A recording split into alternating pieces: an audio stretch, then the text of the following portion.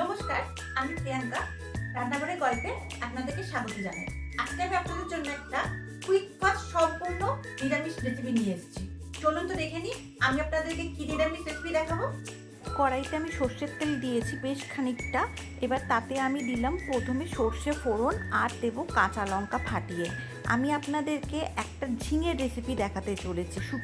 শুক্তো আপনারা অনেক প্রকার খেয়েছেন, অবশ্যই বলবো এইভাবে একটা বানিয়ে দেখবেন। প্রেশার কুকারের মধ্যে আমি 500 ঝিঙে নিয়েছিলাম, আর ওতে একটা ছোট সাইজের আলুকে কুচিয়ে কাঁচা লঙ্কা নুন দিয়ে একটা সিটি লাগিয়ে দিয়েছিলাম, যাতে আমার এটা তাড়াতাড়ি রান্না হয়ে যায়।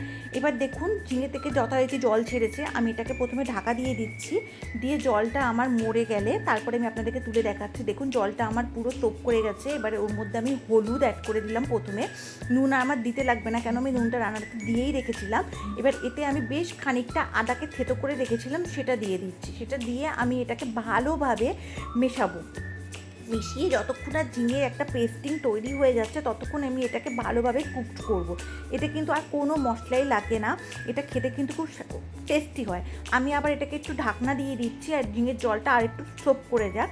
আমি দেখুন ঢাকনা তুলে দেখাচ্ছি। এটা খুব কুইক ফাস্ট রান্না হয়, আর ভাতের প্রথম পাতে খেতে অসাধারণ লাগে। এইভাবে এটাকে ভালো করে একটু কষিয়ে নেবেন, যাতে কোনো প্রকার জলপনা না থাকে।